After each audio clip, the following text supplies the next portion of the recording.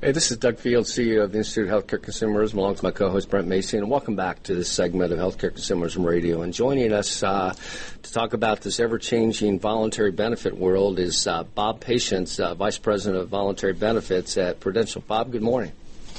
Good morning. Hey, nice to have you on the program, and appreciate you taking time out of your day to join us. Thank you very much, and I want to thank you for giving us the time. Whenever we have an opportunity to talk about the financial well-being of Americans, we relish the opportunity, so I thank you. You're most welcome. I think most people know Prudential, but give a brief background and maybe update on your position in this space, and then let's get into talking about this changing voluntary benefits world. Yes, I'm responsible for developing and executing our strategy around voluntary benefits and around a concept we call financial wellness. So within that realm, you can think about the products that we deploy in the marketplace, as well as the educational materials and supporting tools and so on that come along with being a voluntary benefits player. Bob, I think financial wellness is so important. People talk about stress management, they talk about health and wellness, but sometimes financial wellness is left over at the side, and I think it's very core to the health and well-being of an employee population and their families. But talk to us about voluntary benefits and its role in helping employees and their families, become more financially well.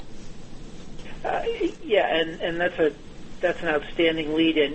One of the reasons that voluntary benefits is that the growth is accelerating is an increased recognition by employers that as part of their overall wellness strategy, that financial wellness, how well people are protected from some key risks, is actually essential. An employee in financial distress is going to be an employee who's certainly far less productive, and employees have, they also have a paternalist. Many employers have a paternalistic interest in ensuring that their people are protected. That's actually one of the key drivers today for the growth of voluntary benefits.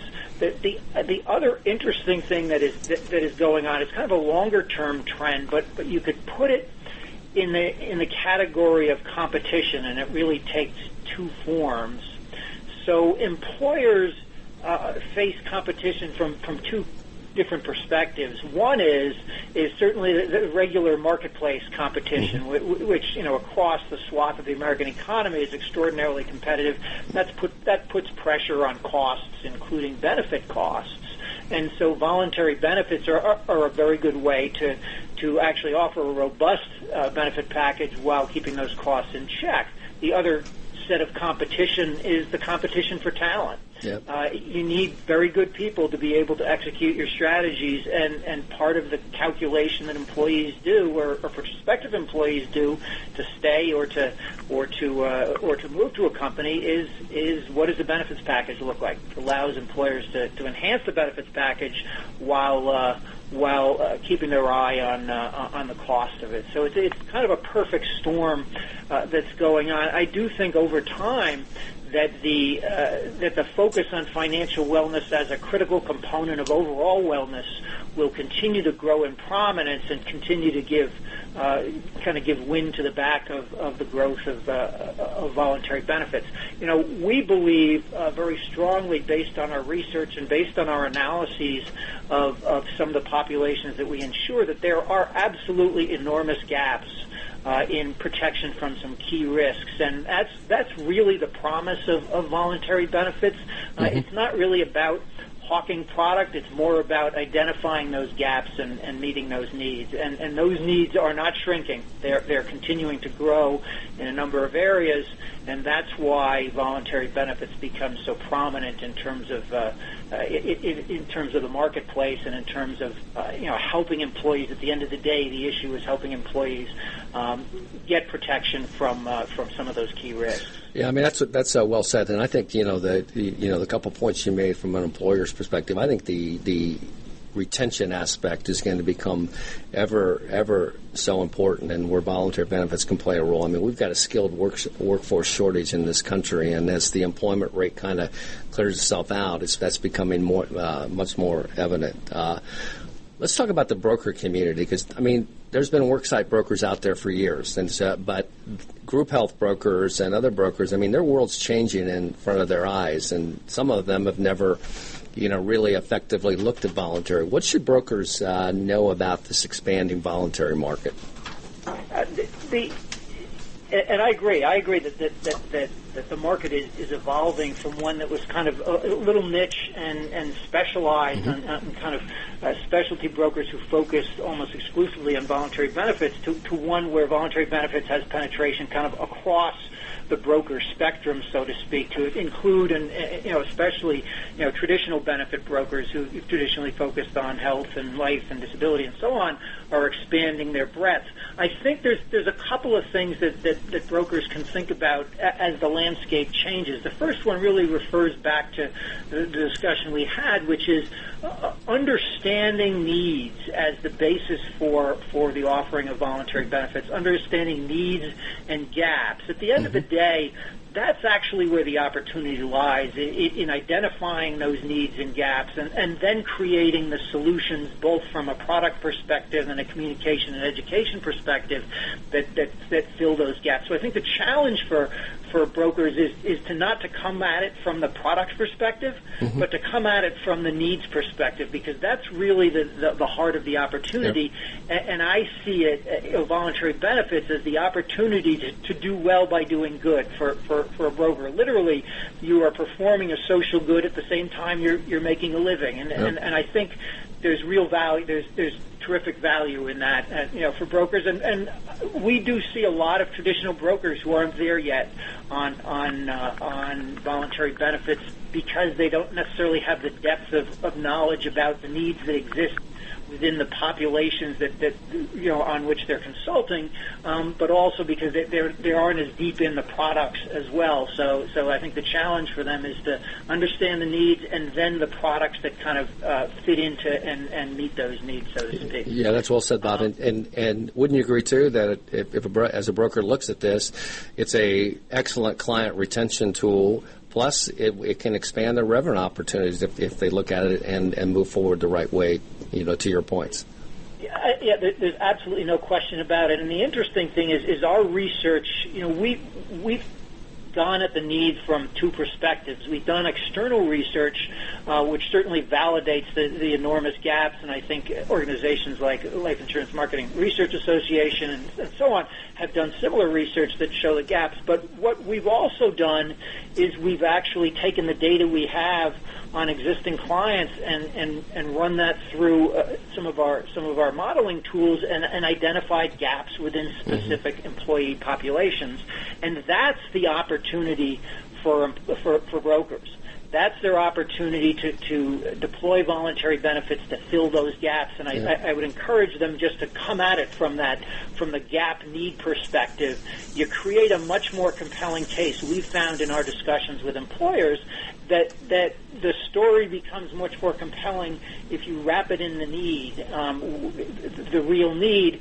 Then it almost becomes, I really do need to help my employees get protected from that need because from that risk because they're exposed. Yep. And I think if brokers can think about it that way, they'll open more doors. And you're right, it is a revenue opportunity. But again, I would couch it in you can do well by doing good. Yeah. Hey, Bob, I don't want to get too far off into product, but I do have a couple questions. I mean, in my experience, disability, both short-term and long-term, is probably one of the most misunderstood benefits. Would you agree with that? One that can cover that gap that most people don't really recognize unless you do a proper job of educating them. We would absolutely agree. In fact, our research shows some interesting things. First of all, our research shows exactly what you said, which is that people do not, the layperson out there, the employee doesn't necessarily understand what disability insurance even is, what it protects you against. And our research shows that very, very clearly. We did a lot of research around life and disability, and what it showed on life was that they understood the benefit very well. They didn't necessarily know how much they needed, but they got that they needed protection. On disability, they don't even understand what they're being protected against. So that's ripe opportunity for education and targeted education.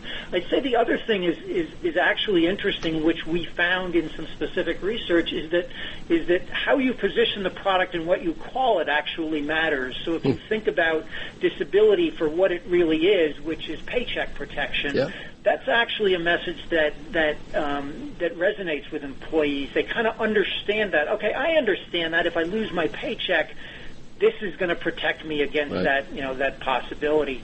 Rather than disability insurance, most people they say, well, that's not going to happen to me, so I don't need to really worry about that to the extent that they understand it all. But I think the lift in terms of education and communication is much heavier on the disability side than for a product, say, like life insurance and even some of the the ancillary health products. People intuitively get gaps in healthcare coverage or gaps because of unexpected medical events. They don't intuitively get disability, partially because of the way we've positioned it, but partially because it hasn't necessarily always been communicated, and the education hasn't been there in terms of helping them to kind of get it, so to speak. Yeah, you talk about that a lot, the education role, and so the broker, that education responsibility, the broker, what's the carrier's responsibility around education? First of all, I'd say education is the key. If you believe like we do that there's an array of unmet needs, the first thing you need to do is to help people understand what those needs are, that they actually have a gap. In terms of the carrier, there's several things that carriers can actually do.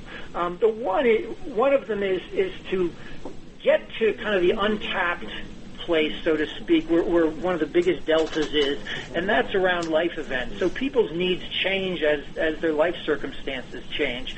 So a person who was just had a woman who just had a baby and family adding a child, that's a significant life event. Their life insurance needs just change, their disability needs change, their health care needs just change. So I think carriers, because they often have the data that's attached to those events, can be very helpful in working with the employer to communicate in places where we don't have communication today. People will key into, and our research shows, people will understand their needs much better around a life event than they would kind of at some random point during the year. So I think that's something that carriers can help with. The other thing is that carriers can actually help, and we've created some tools to do this, in identifying those gaps. I talked a good bit about, the key here is that we understand where the gaps and the needs are. Carriers have the data that they can analyze to say, listen, here's your population, Mr. and Ms. Employer, and here are where the gaps lie. And I think that carriers can play an important role there in kind of laying out, here's who's adequately covered and here who's not. And then what that does is it leads you to a communication and education strategy that's more targeted than you otherwise would. So the days of the dear employee and everybody gets the same message, I think, are starting to wane, and people kind of understand as benefits becomes a little bit more retailized, for lack of a better word, in terms of communication, that you need to target your messages to different populations because those different populations have very different needs. I wouldn't communicate to a 60-year-old about life insurance the same way I would to a 30-year-old who just got married.